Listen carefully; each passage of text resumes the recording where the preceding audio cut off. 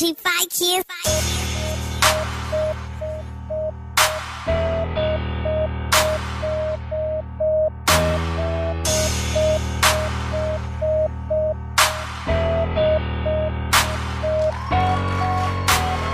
Welcome to The Method, real talk for real people. And this is your announcer, Deidre Lee, coming straight at you from St. Andrew United Methodist Church, Little Rock. If you're excited like I am to be here, let me hear you make some noise. This episode is sponsored by Better Community Development Incorporated, the business experts, Denman Hamilton and Associates CPAs, Miss Lady Magazine, and St. Andrew United Methodist Church, Little Rock. It's time for the talking to begin, y'all. You're listening to The Method, real talk for real people on KABF 88.3, the voice of the people. Hello, welcome to The Method, real talk for real people. I'm MCCC, your host for today's episode. Before we begin, we'd like to let our listening audience know that The Method, real talk for real people, is based on the 22 questions of personal reflection by the founders of the Methodist movement in America and Great Britain, John and Charles Wesley, when they started their holy club as students at Oxford. Each show topic is based on something pertaining to these questions. Today's question is Holy Club question number 15. Am I defeated in any part of my life? So today's show topic is the method to protecting yourself. This show is to educate and empower sexual abuse prevention and hopefully give people help who have been victims of sexual abuse. Sexual abuse, according to the Book of Discipline of the United Methodist Church, is violent, disrespectful, or abusive sexual expressions that do not confirm sexuality as God's good gift. Sexual abuse is sexual expressions that damages the birthright that God has given us to enhance humanity. When sexual relations become exploitative, abusive, or promiscuous, it goes beyond the perimeters of acceptable Christian behavior and is destructive to people, families, and the social order. All forms of commercialization and exploitation of sex degrades the human spirit and demotes self-worth. Also, research has been done by various agencies in the United Methodist Church that prove that women are most likely to be victims of sexual misconduct in the church. Okay, let's stop right here. I know that our listening audience was not expecting to talk about this topic today. When we look at their looks of expression like, dang, I thought we was going to talk about something fun. This is something serious. Why? Because this kind of thing happens in our society. And as a church, we need to make a stand and do what we can to prevent it. Can we prevent these horrible things from happening in churches? No. But we must do what we can to educate people to really decrease those instances of them. When we did the research for this show, I was alarmed to find out that women, how many girls do we have in this room? It's a lot of them. I mean, it's almost all girls. I mean, this is something that's important that we need to talk about because guess what, guys? Would you want someone to hurt your daughter or son or take advantage of your parent in a nursing home? Those kind of horrible realities exist in this world. So we're trying to do what we can to educate the public on how to recognize and prevent these kinds of instances. According to the U.S. Department of Justice, it has been reported that in 2006 alone, 300,000 college women have been raped. Do you agree with this statistic and why? Well, I can't say I can actually speak because I haven't been raped or anything, but I can actually see that statistic being true because I do go to a college campus. Even though my college campus is small, things can occur, and it's been some cases, but not just like really big, but you know, people have come forward and said that this has happened. And do y'all know anybody that's been through that? Well, yeah, I do. But on the other hand, I think that younger teens are raped the most. I have a friend, it's like that, she's damaged goods. The only thing she can talk about or think about is her past. And she can't get over this, so it's messing with her, you know, growing up and her future. I mean, personally, I couldn't imagine having to go through something like that, and I hope that doesn't ever happen to me, but we need to help victims of sexual abuse and show them how to get help. What do you guys think are some suggestions that you have for empowerment, meaning how to get over this issue, how to help it? Well, I know that counseling is probably the first start. Does anybody else have something to say? I don't mind passing the mic. No, I feel like what helped me was prayer. I just prayed. Something like that kind of happened to me when I was younger, but I just prayed and just kind of just put it in my past and just let God have it. Okay, that's interesting that you said you just prayed about it. I mean, that's good that you use your faith to overcome an obstacle in a trial. But what if somebody doesn't believe in God the way that you do? What is a way that they can get help? I mean, my suggestion is counseling. I mean, that's always a good place to start. Sometimes talking about it can help start the process of healing, but healing from that kind of wound, we know that takes a long time, doesn't it? Because it was mentioned, her friend that was all she talked about was her bad sexual experience. And unfortunately, do you think that the likelihood of a boyfriend being aggressive like that towards a girlfriend, do you think that's a high instance with boys and girls in high school? Y'all do? What if you got somebody that's going through that and they don't want to open up about it and they keep holding on to that and it keeps damaging them on the inside and tearing them down on the outside, and you can see them basically walking around looking a certain type of way, and you know what happened to them, but they don't want to talk about it. What do you do then? To answer your question, I think the only thing that you could do is stick by their side through what they're going through until they're ready to open up. Mm-hmm. Let me ask you this. Y'all all saw what happened with Rihanna and Chris Brown, right? Right? That was on Front Street. They are celebrities. So everybody saw what they went through. So imagine how that would be for her with all of you all giving your opinion on what happened to her. She's in that same situation as the person that, believe it or not, does not want to talk about it. Because when you walk around, you're thinking, are they looking at me? Are they judging me? Those sorts of things. And so all of those feelings become internalized. Who has known somebody who has either committed suicide or attempted to or thought about it? I do. Okay. See, then that's like over half the so people here. all of that goes into it. So if you care about that person, or if you call yourself a friend, guess what? It is your job to make sure that they get some kind of help or talk about it in some sort of way. And I would also add, in this area, especially if you're dealing in a school setting, if there's a teacher that y'all mutually trust, reach out to that teacher or adult to see if they can help him or her, because guess what? Boys get sexually abused too.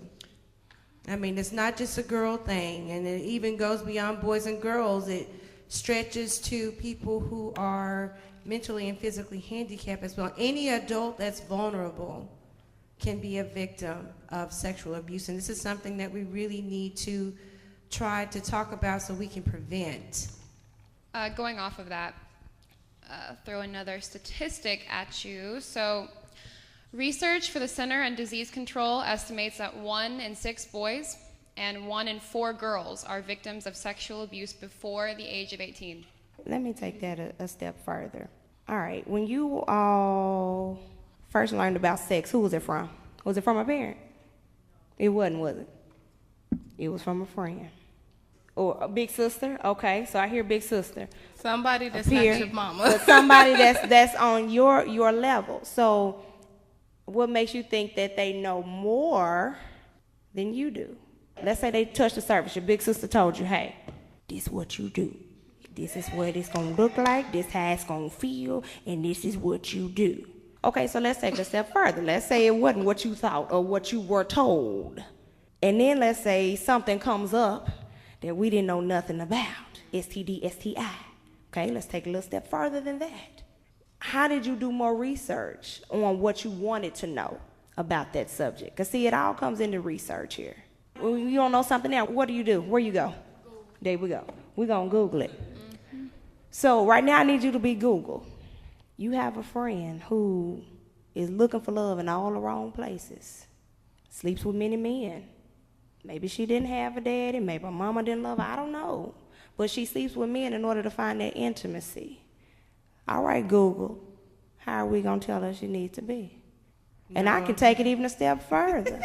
Because my guys, my guys are quiet in the back, right? Ooh, so even when guys, when you see the chicks, I was gonna say, what happened if the shoe was on the other foot? I mean, how would you know, feel? You gonna be over there singing Fetty Wap every time you see one, baby? Won't you come my way? And then she got some other things going on with herself, though. It's all an emotional tie.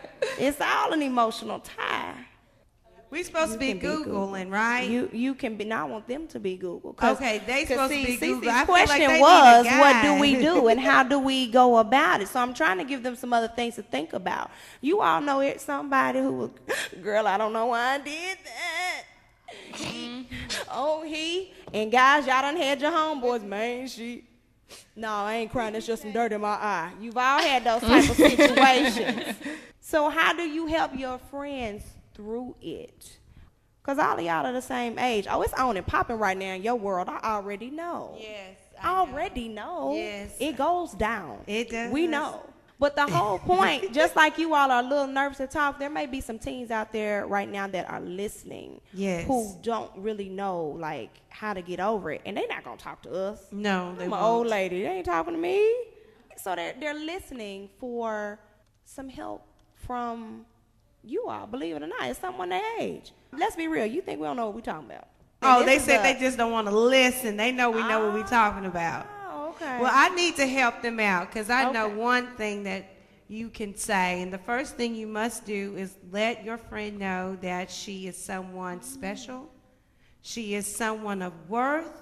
He or she is not damaged goods. And he or she is loved. That's the first thing you tell your friend, and acknowledge with them what happened to them so that, I don't want to say be a sounding board for what they're going through, but they are going to, like one of the young ladies said, you're just going to have to walk that walk with them and have that understanding that you're going to have that walk with them, and you're going to have to get professionals involved. You're just going to have to, because this is a serious issue. I mean, a friend can't help with that kind of emotional healing. A pastor can only help some. But when people go through that, they need to really seek professional counseling. That is serious. I mean, it's really hard to trust somebody when you've been through that, because it's like most of the time when it happens, it's somebody that you were close to, somebody that you knew that you didn't think it would happen from. And for you to be able to trust them and them do it, you're not going to be able to trust somebody else. So you have trust issues. It doesn't matter who it is. But the thing is, once somebody mess up, you can't take it out on everybody No, else. you can't. But at the same time, it's still harder for you to get through that, to be like, well, look, I trust them. Yeah, you got to. But at the same time, it's hard for you to trust somebody else whenever you've been through it. Whenever it's the person, whenever it was, I'm not going to put it out there like that, but whenever it was somebody that you spent every day with that was your family, that you don't even claim no more because you can't trust them, because you trusted them. But now you're trying to be with somebody else and you can't trust them. Because you can't, it's hard to trust somebody else when you had all this trust. They're supposed to be family, but you can't even trust them. So how are you supposed to trust some stranger that you're trying to get to know? It's hard to do that. That's the thing, you got to get to know them. Yeah, but it's still, You can't just go off what you yeah, had to do in the past. and you're right. Get over it someday. And you're right, but it's still hard for you. You ain't gonna be able to build in the future. Exactly, and you're right, but it still takes time for you to get over it. You know, you're not just going to automatically be like you used to be, where you can trust everybody. Because you ain't going to be able to trust nobody by the end of it, you know? You feel me? Like, because the thing is, like, whenever you feel like you trust somebody and then that happens, then it's hard for you to, you got to get over it at some point. You got to get over the past, because you got to keep moving forward. But you know in the back of your mind that that's still there. That thought's still going to pop up in your head, whether you over it or not. It's still hard for you to get over it and trust somebody else. Like, yeah, you want to sit there and say that you trust somebody, but at the end of the day, it's hard for you to trust somebody. Yeah, that's true. As far as like relationship and family-wise, it's harder to gain more trust for a person in a relationship than it is Exactly. to gain more respect for your family. Like for somebody in a relationship to hurt you, it's easier to get over that than it is But if it's a family. family member to mess you over. Exactly. In that sense, And when family members than it mess is you any over, other it's way. harder for you to trust a stranger. You feel Yeah. me? And I'm glad that you said that. We have started off to a really great conversation right here, but we are going to take a break. We're going to hear a quick word from our sponsors. Like The Method? Then follow us all the time. Like The Method on Facebook. Hit us up on Instagram or follow us on Twitter at TheMethod3. It's easy. By doing this, you are empowered to ask our empowerment guests questions, give us immediate feedback on the show, gain access to empowerment information, see listings of music used for the show, and post pictures or shoutouts. We look forward to your posts and tweets. Thanks for supporting The Method. Real talk for real people. This empowerment message is sponsored by St. Andrew United Methodist Church. Here are some suggestions that you might want to consider when reaching out to others. First, you have to care about people no matter who they are. And then, you have to go where they are. And most importantly, you have to respect others. Respecting others is very important. This is Peter, Masters of Divinity student at Perkins School of Theology, and I'm glad to know that St. Andrew United Methodist Church supports The Method, real talk for real people. You're listening to The Method, Real Talk for Real People from St. Andrew United Methodist Church, and we've been having a real meaningful conversation about who we are as people and how we need to come together and be in the community. It's time to stop focusing on ourselves and more on others. We're hoping that this conversation helps to dramatically reduce the incidences of reported sexual abuse cases in our community, because we have the power to change this. For this segment, we will be talking about sexual abuse prevention. So, Deidre Lee, what have you gotten out of the conversation so far?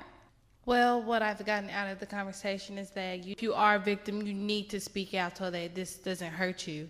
When you keep your feelings bottled up inside, that can actually make you sick. When I mean sick, mentally ill, because you need to tell someone. Like how y'all said before, this can lead to suicide. It doesn't matter what the problem is, but it can lead to suicide or just anything harming you or even someone else of that matter. According to safetynet.org, it gives tips on what parents can do to prevent online predators from preying on their children. The National Sexual Violence Resource Center suggests 4 things on how to get the community involved with sexual abuse prevention. The organization says we shouldn't be scared to deal with this issue so that we can effectively protect women and children.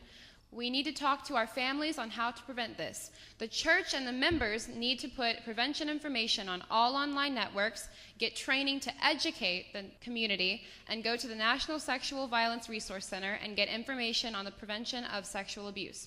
So, do you think that this is a good idea or a waste of time? I mean, we want to make sure that we are effective. So, do y'all think that educating the public on what to look for people who have been sexually abused or to prevent it, do you think that's a waste of time? I honestly don't, because at the same time, I mean, you could have classes and let it be like a volunteer thing, like people who've been through that thing, because I mean, if you just put it out there, I'm pretty sure people would be ashamed to just show themselves. Most of y'all up in here, y'all haven't been through it, right? The reason why I'm saying that is because, think about it, the majority of us, we're talking about someone that we know. And my thing is, would it be effective to talk to people who have not been through it to keep it from happening to them? Okay, we hear one yes and one no. Okay, let me hear why one says yes. I mean, because if you can talk to them about it, and like the ones that haven't been through it, and they know signs or, normal signs, what, typically, statistically, then maybe they won't be as liable for it to happen. Okay, somebody said no. Because if you talk to somebody that hasn't went through it, then they don't really know what that person that has went through it was going through. So really, they wouldn't be able to be at the same perspective that you. Okay, so y'all are confusing me. And the reason why I say y'all confusing me is because to educate somebody doesn't mean that they have to go through it to benefit from the education. Have y'all ever heard of the expression that ounce of prevention is worth a pound of cure? You've never heard that. Well, my grandmother used to say that to me. And I'm old and I remember that stuff. But I mean, just think about it. Did y'all ever go to elementary school and y'all did like little workshops and stuff on don't talk to strangers? Right, stranger danger. Okay, so what would be wrong with saying, okay, if someone that's in a position of authority makes unwanted sexual advances towards you, this is what you need to do. Go tell so-and-so, so-and-so, so-and-so immediately. Is that wrong to tell people that? And educate them in that, in like a workshop or something? But you don't have to put people on blast if you educate that way, right? So if you treat everybody like they haven't gone through it, find ways to prevent it, right?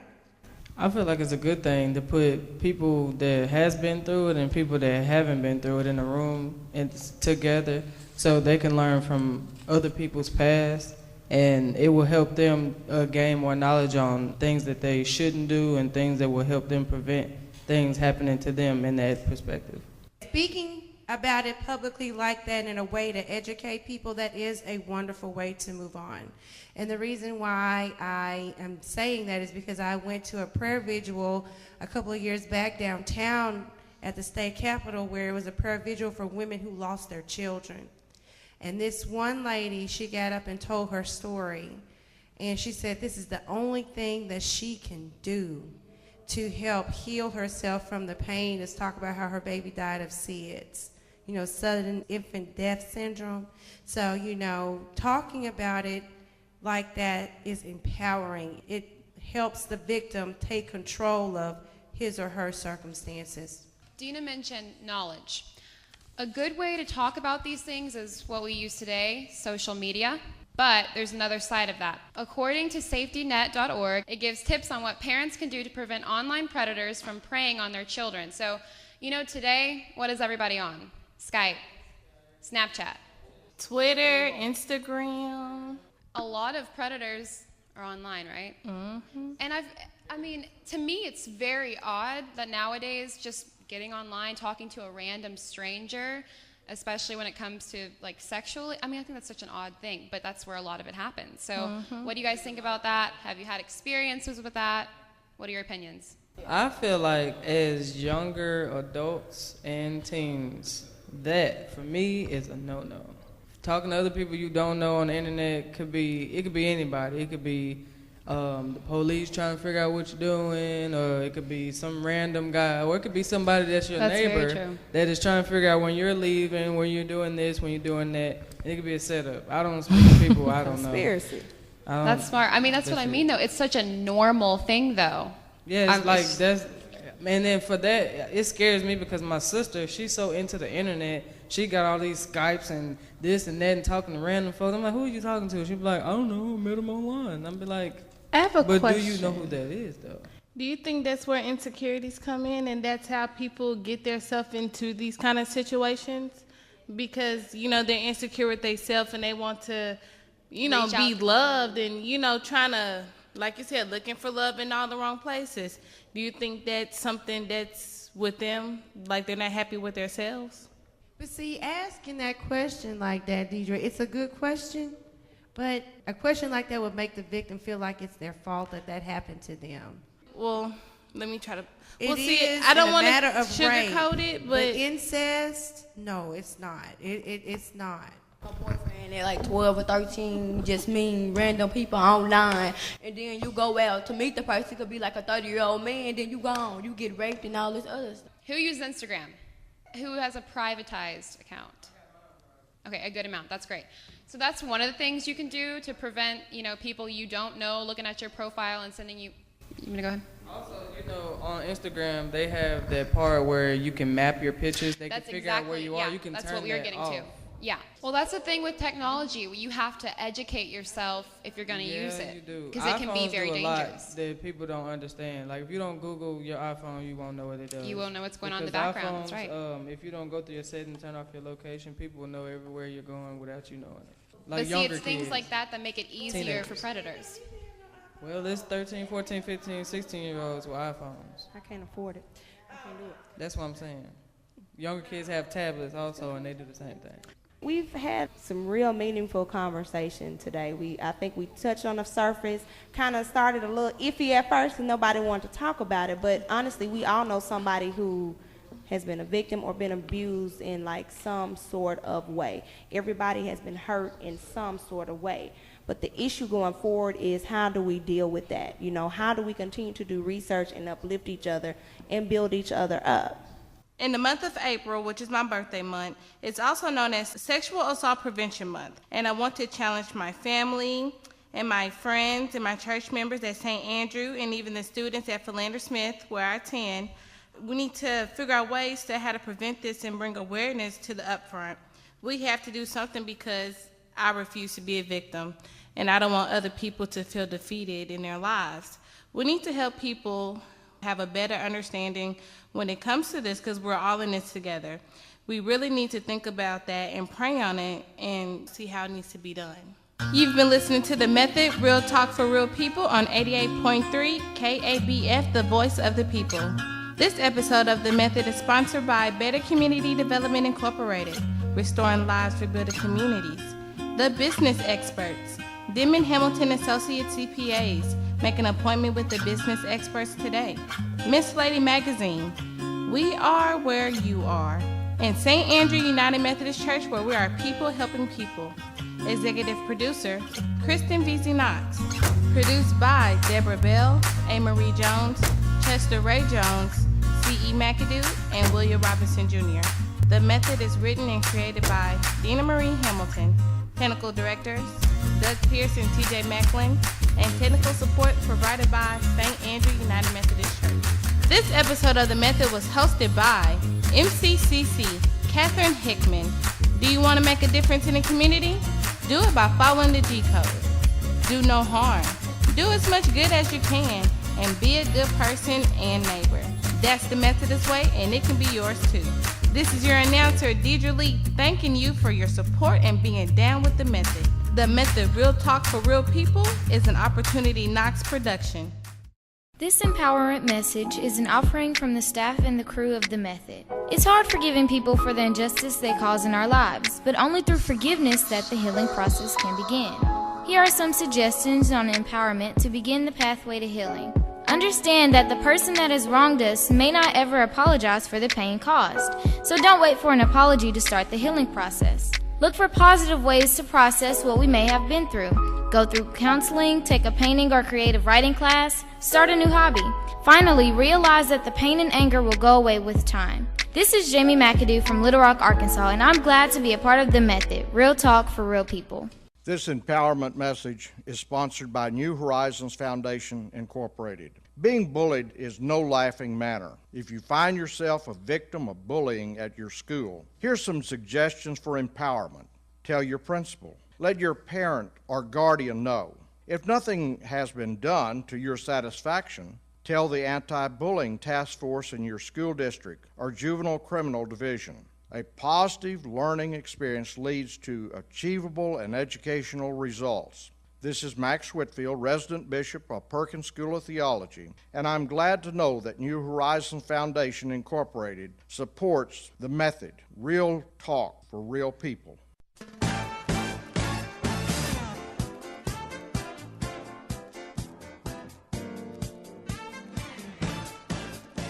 This 30-second empowerment moment is brought to you by the tax experts, Denman, Hamilton & Associates.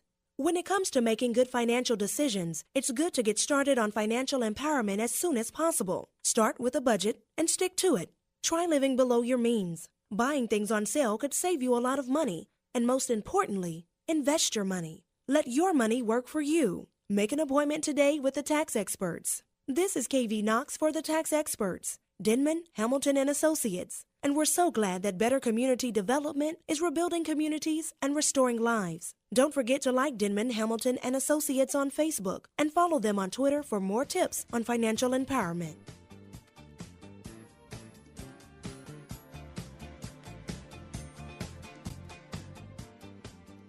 Like The Method? Then follow us all the time.